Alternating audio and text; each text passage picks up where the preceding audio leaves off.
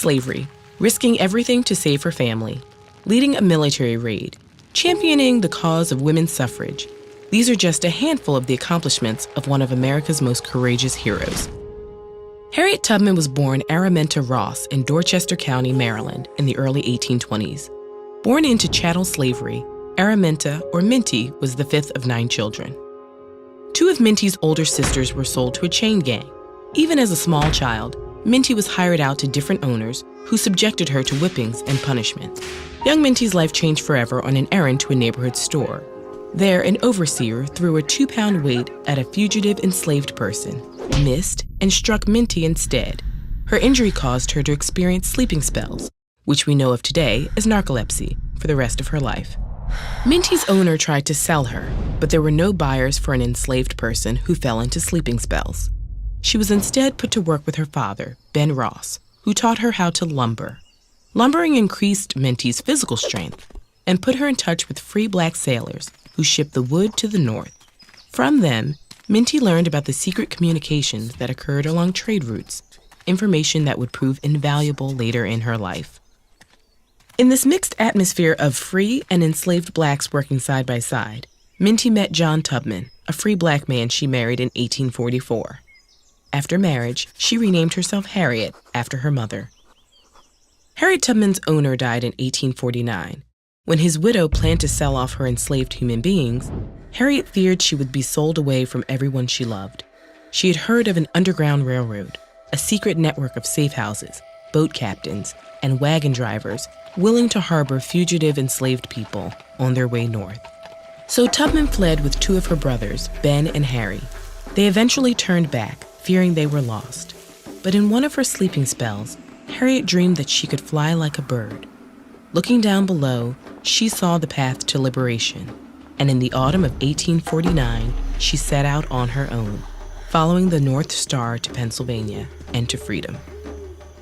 Tubman returned to the South 13 times to free her niece, brothers, parents, and many others. She earned the nickname Black Moses and worked diligently with fellow abolitionists to help enslaved people escape, first to the North and later to Canada. Harriet Tubman worked as a Union Army nurse, scout, and spy during the Civil War. In 1863, she became the first woman in United States history to plan and lead a military raid, liberating nearly 700 enslaved persons in South Carolina. After the war, the 13th Amendment to the United States Constitution legally abolished slavery, while the 14th expanded citizenship and the 15th gave voting rights to formerly enslaved black men. But she was undaunted, and she persisted. She raised funds for formerly enslaved persons and helped build schools and a hospital on their behalf.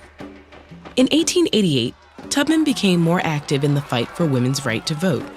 In 1896, she appeared at the founding convention of the National Association of Colored Women in Washington, D.C., and later at a women's suffrage meeting in Rochester, New York. There she told the audience, "I was a conductor on the Underground Railroad, and I can say what many others cannot. I never ran my train off the track, and I never lost a passenger." As her fame grew, various friends and allies helped her in the fight to collect a veteran's pension for her service in the Union Army. In 1899, she was finally granted $20 a month. In a fitting twist of fate, the United States Treasury announced in 2016 that Tubman's image will appear on a redesigned $20 bill. Harriet Tubman died on March 10, 1913. Even on her deathbed at age 91, she kept the freedom of her people in mind. Her final words were, "I go away to prepare a place for you."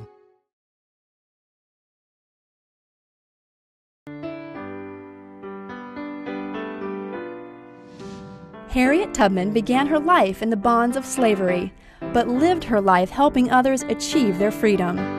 She really helped Black people have a sense of self, a sense of freedom, and a sense that, slavery was not right.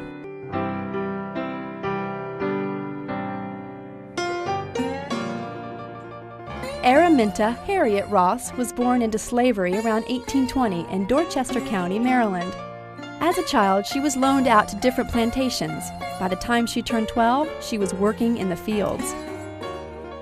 When she was a young teen, she suffered a severe injury which would affect her for the rest of her life. A slave owner threw a metal weight at another slave and accidentally hit her in the head. For the rest of her life, she suffered epilepsy, terrible headaches, but she also had these strange visions, which she ascribed to God communicating to her. And she took these visions as a symbol of her mission, like Moses, to go and free her people. In 1844, she married John Tubman, who was a free black man, a fairly common occurrence in Maryland. Harriet was determined to escape her life of slavery, and in 1849, she finally did it. She risked her life by making her way from Maryland to Philadelphia. She followed the North Star and used the so-called Underground Railroad to make it to freedom.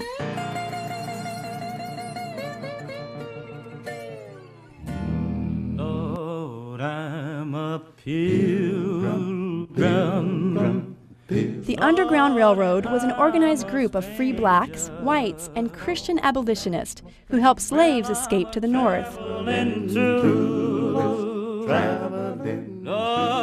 Harriet had made it to the Promised Land. No one would have blamed her if she never returned to the South, but she desperately wanted to free her family. She made perilous trips back to free her 2 brothers, her sister, and her sister's 2 children. When she made a 3rd trip to get her husband, she found he had taken another wife. Instead of returning with her husband, she saved more slaves. Not only did she escape slavery and achieve freedom for herself, but she went back down into the South to bring freedom to dozens of other slaves.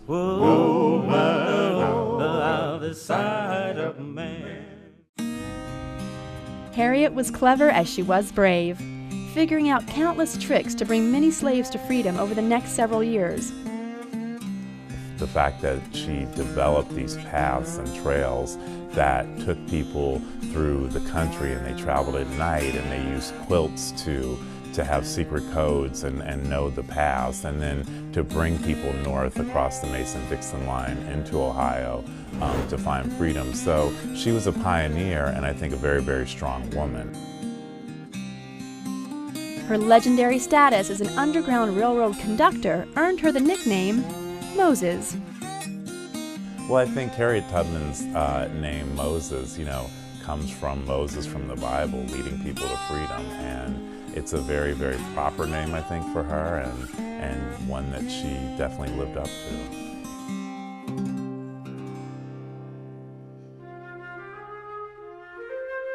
In 1850, things became more dangerous for Harriet when the Fugitive Slave Act was passed. Instead of being a free woman, she was now a fugitive. She continued to free slaves, but now guiding them to Canada so they could truly be free. From 1851 to 1857, Harriet lived mostly north of the border in St. Catharines, Canada. She continued to make trips to Maryland twice a year to save more slaves. Besides her work as a liberator of slaves, Harriet spoke in support of anti-slavery and women's rights. Her efforts made her a wanted woman with a bounty on her head, but she was never turned in.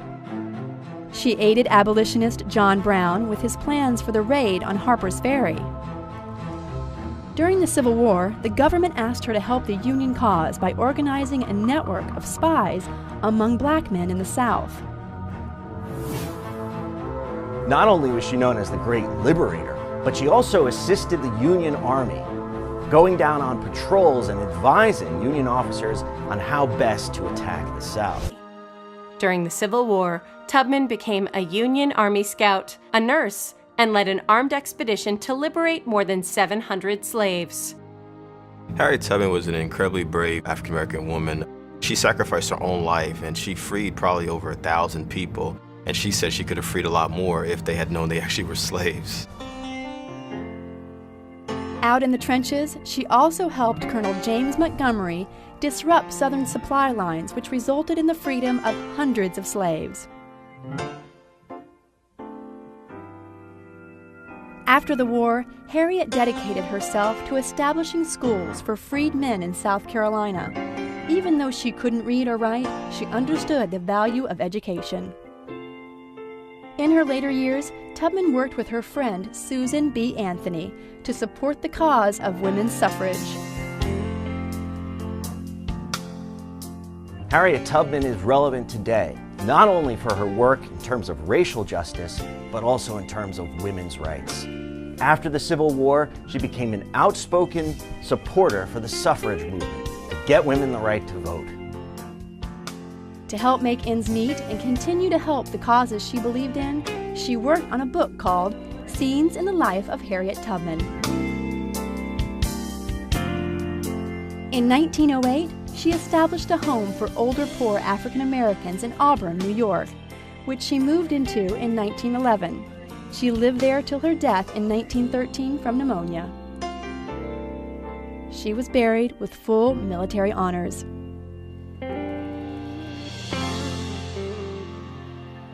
I was young, but I remember.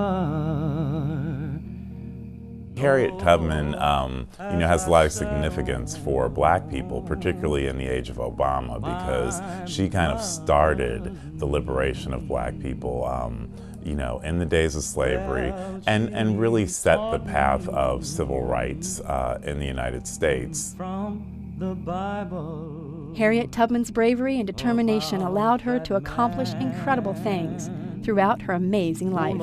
From Galilee. She is someone that you cannot forget. She is someone that really kind of changed our perception of what equality and freedom and liberation and civil rights mean. The hour I first believed.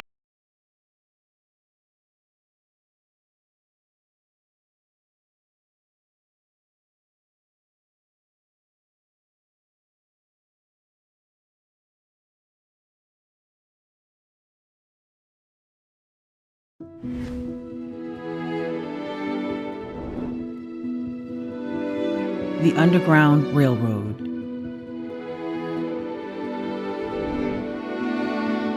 Long ago, a secret group of heroes in our country helped people be free and safe. These people worked in the dark of night. They used codes and secret messages.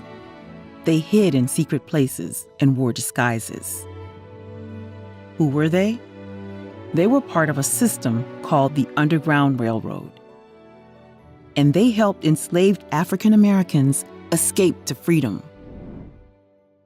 For more than 200 years, the United States had a system called slavery.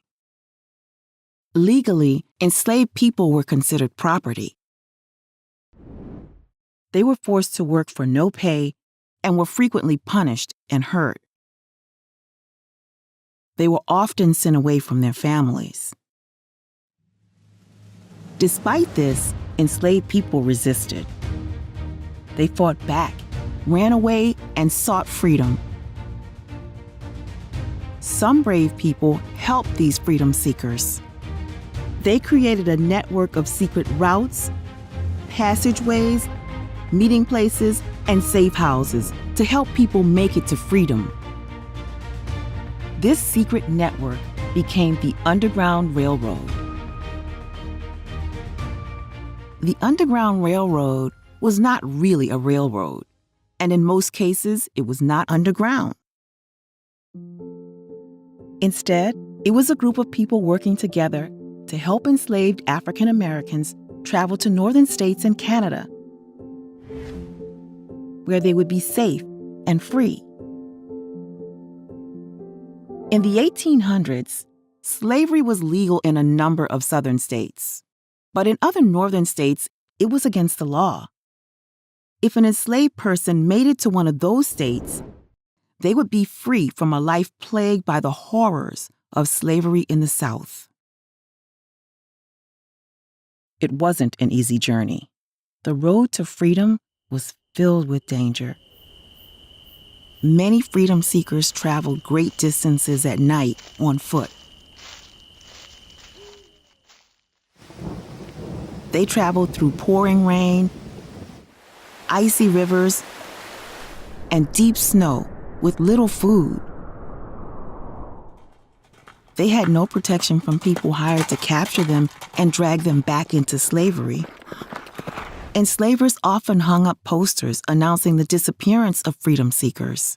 Enslavers offered large rewards to those who reported their whereabouts or returned them to slavery. Because of this, it was really important for the freedom seekers to stay hidden. The Underground Railroad helped with this.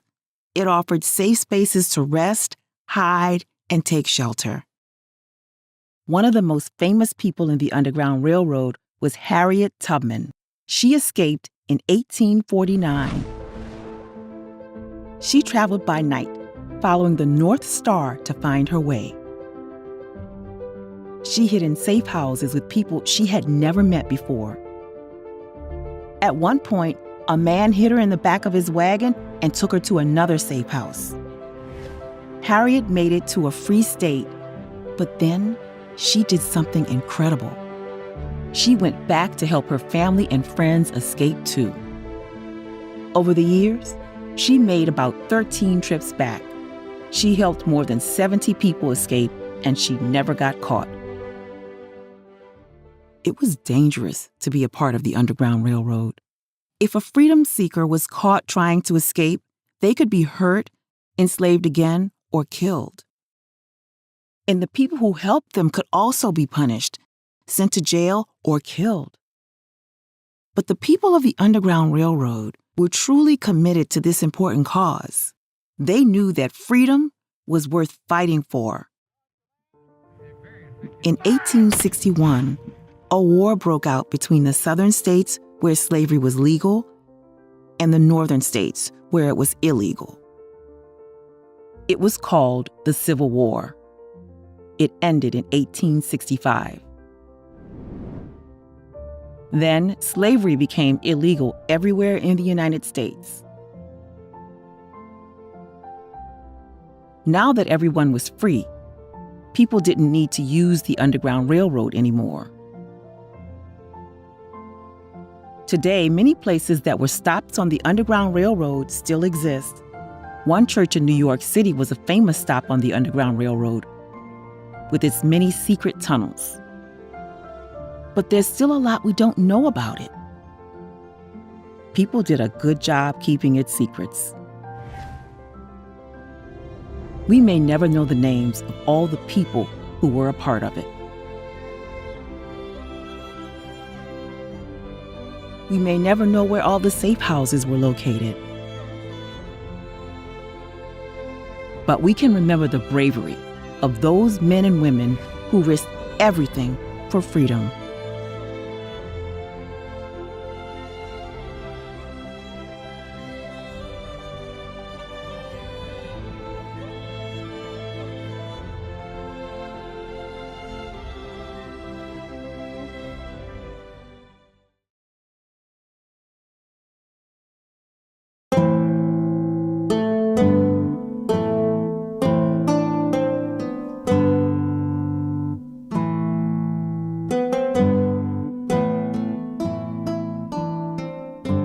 The Underground Railroad was a huge network of people and safe houses used by American slaves escaping to the North between 1810 and 1865.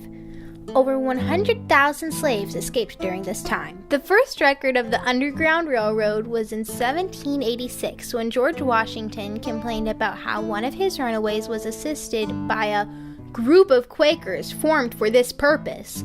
The railroad grew and by 1831 had earned its name, the Underground Railroad. Slavery had been in North America for over 300 years when the railroad was founded. The first slaves were brought to America in 1526 by the Spanish to what is now Georgia. In 1619, 100 Africans were shipped to Jamestown, but only 20 survived the trip. By the late 18th century, there were over 600,000 slaves in the United States. The Underground Railroad was not underground, nor was it a railroad. The term was used figuratively. The railroad itself was a group of safe houses, known as stations, in the southern United States, that fugitive slaves used on their journey north. There were also conductors on the railroad that would guide slaves to freedom. One of the most famous conductors on the Underground Railroad is Harriet Tubman. Harriet was a slave born in 1822 Maryland. As a child, Harriet suffered a head injury caused by a weight being thrown on her head. She later said that her thick hair that had never been combed, that stood out like a bushel basket, saved her life. In 1849, Harriet and her two brothers, Ben and Harry, escaped for the first time. Their master didn't notice they had escaped for 2 weeks, at which point her brothers had second thoughts and forced Harriet back. Soon after they escaped, Harriet escaped again, but without her brothers. She was successful, and in 1850 she returned for her family, the first of many trips back to the South. Over the next 11 years, she earned the nickname Moses and rescued over 300 slaves. She died at age 91. The slaves traveled at night and slept at stations during the day. The conductor led them from station to station and would send messages to the next stop and alert the next station master of their arrival. The stations were often located in barns, under church floors, or hiding places in hollowed out and carved out riverbanks. Ever so often, a runaway would escape on a boat or train, but most walked on foot or rode under tarps in the backs of wagons. Most conductors would take 1 or 3 slaves at a time, but Charles Turner Torrey took 15 or 20. Charles Turner Torrey is an abolitionist from Massachusetts. Until recently, Torrey has been lost to history, but it has been discovered that he might quite possibly be the most successful conductor on the Underground Railroad. Around 1841, Torrey moved to D.C. as a reporter for several abolitionist newspapers. He befriended an abolitionist Congress member and began to formulate a plan to free slaves. Torrey and a group of friends would rent horses and wagons and would load them up with the runaway slaves in the middle of the night. He specifically targeted the plantations of Congress members so as to cause as much disruption as possible. He died in prison in 1846, only 2 years into his 6-year sentence. The Underground Railroad helped runaway slaves from 1810 until the Civil War ended in 1865. It freed over 100,000 slaves from their masters.